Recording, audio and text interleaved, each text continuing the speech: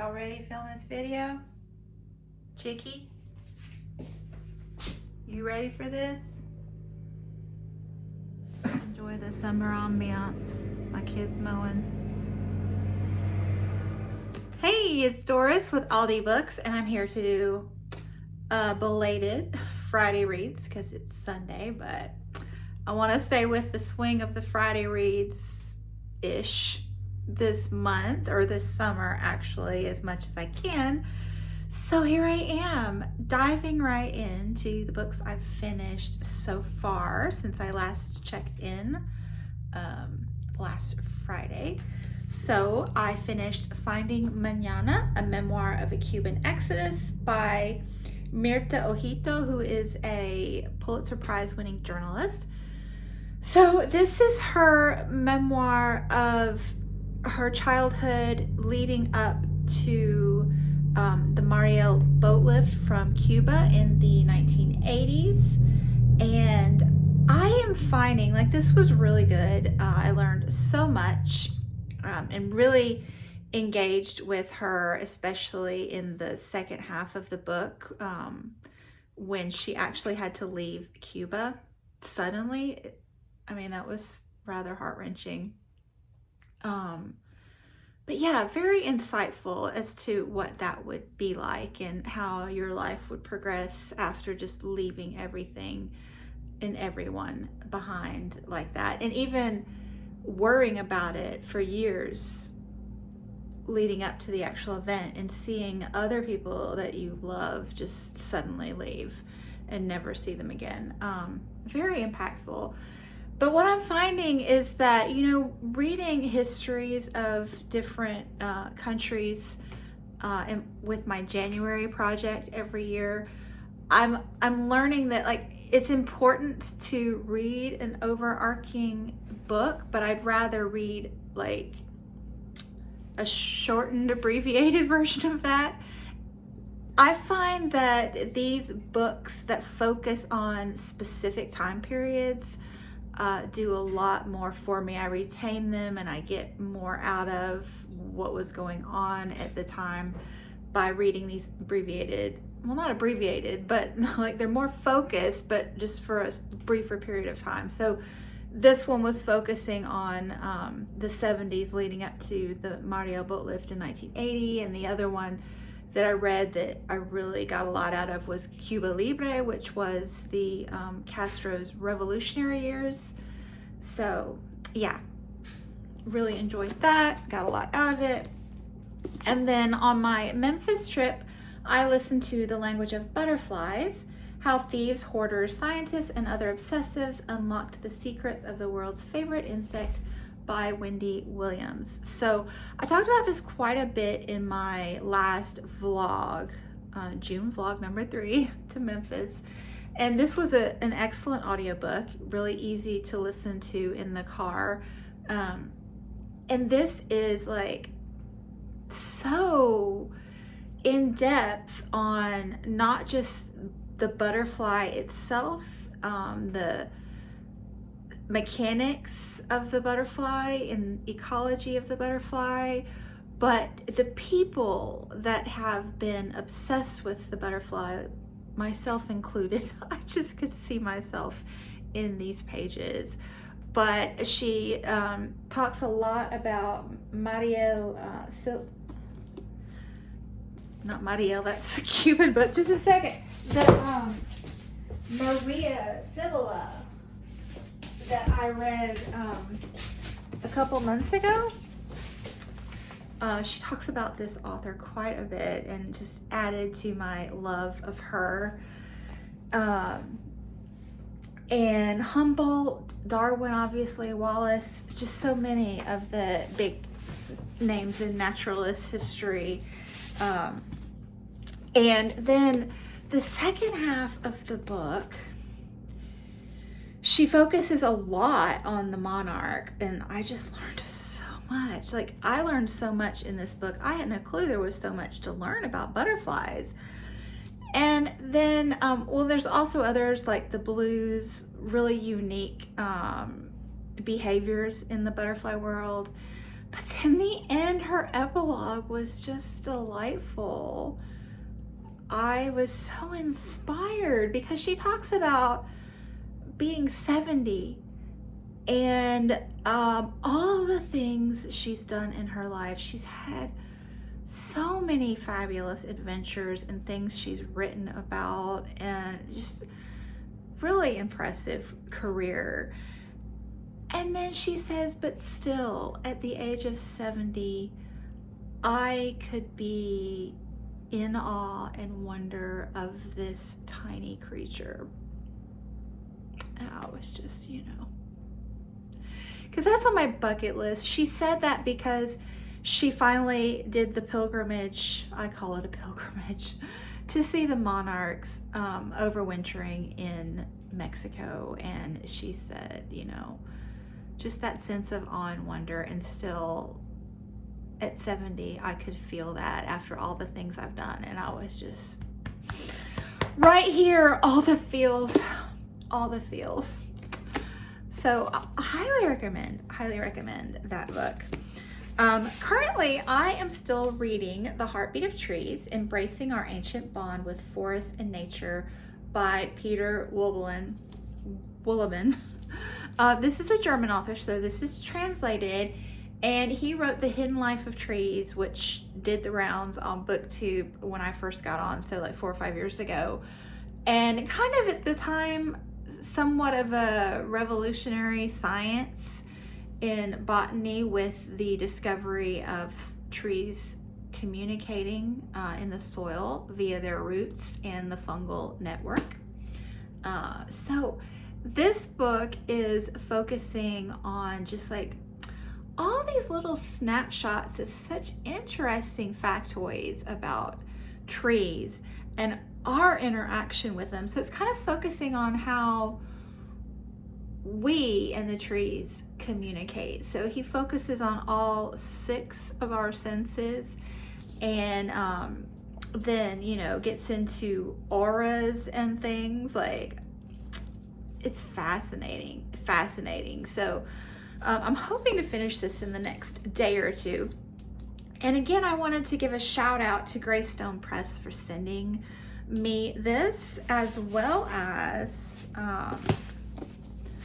Seed to Dust, Life, Nature, and a Country Garden. I am like, obviously I knew I was going to love this because I'm familiar with this author, but this one sounds so fascinating. It's a gardener, and what he learns about life through caring for this elderly woman's garden over a calendar year. So I think this one is going to give me vibes of Late Migration that I read recently. This one, as well as the Country Year by Sue Hubble. Sorry, I can't find that one quick enough. But anyway, big thanks to Greystone Press for these 2 fabulous nature writing books. Love them. And then, well, let's just get rid of the books in my lap first. So I am going to read The Yield this month. I attempted to listen to it in the car on our Memphis trip once I finished the Butterfly book. But it was so literary and layered and complex with the 3 narratives that I just knew right away, like 20 minutes in, that I didn't want to miss out on anything by listening to it. And I say that because I'm not a good listener. I'm a visual learner, so I prefer to listen to more straightforward narratives on audiobook. So nonfiction really works well for me. But yeah, this one I just felt like I was going to miss the nuances, especially driving somewhere I wasn't familiar with. So I'm gonna read this one with the eyeballs, and then I'm going to try this one on audiobook next. Dominicana by Angie Cruz.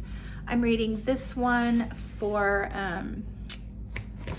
Caribathon. This is based in the Dominican Republic, and I think this one might have a more straightforward narrative, so hopefully it will work on audiobook for me. If I'll keep you posted on that. And I decided to pick that one up because I had just finished American Dreamer by Adriana Herrera for Pride Month, and this one is our protagonist on the cover is from the Dominican Republic as well, and his love interest is a lawyer. He's a food truck chef, and yeah, this book was okay. There were things I liked about it. I thought she did really well with the relationship between the two gentlemen and their family, like his family especially, the Dominican family vibe with the mother especially, and then the lawyer's the librarian's best friend was also from the Dominican Republic, another librarian, and their relationship was really charming. But I'm finding that contemporary romance is not always the best for me for various reasons. Like sometimes there's just too much focus on the social issues. I know, but I just felt like I was banged over the head with it in this one, as Heidi would say. And the sex is a little much sometimes. Romance, I know, not everybody likes the euphemisms, but I find the euphemisms and the fade to black a little more at my speed. But anyway, enjoyed it. And then also on that vein, I picked up Heartstopper this morning, and I couldn't put it down. It was so sweet. So I first heard about this, or the first time I paid attention, I guess, was Carolyn Marie Reeds did a vlog in which she read Heartstopper, and she referred to these boys as pure cinnamon buns, and that is the first time I had heard that, and it's just so cute. So I've been using the term myself ever since hearing her, but I had not read the book, so I picked it up for Pride Month and zipped through it this morning, and they are pure cinnamon buns. It was just so pure and precious and beautiful. So needless to say, I thoroughly enjoyed this. I halfway through went ahead and downloaded volume 2 and got number 3 on hold. So I'm halfway through volume 2 already this morning, and will finish it this evening. So I won't review it again because it's a sequel, but if you haven't read Heartstopper, I mean to tell you, heartwarming, so good, so good. And then let's just end this with a bail, Sean. I led the bail too. I think that Alba and Heidi are going to bail as well. I can't speak for them long term, but for now at least. But yeah, I'm done. So this is really sad because Esmeralda Santiago wrote those 3 trilogy, the memoirs, when I was Puerto Rican, and they are so good. Like, I'm pushing them on all of you. They are fabulous. However, I think, as Sean would say, he often says, like, especially with short stories, like, she's not a novel writer for me, or like that. Like, he'll like a writer for one specific style of writing, but not another. I think that might be the case with me and Esmeralda Santiago. Like, her nonfiction memoirs were just so,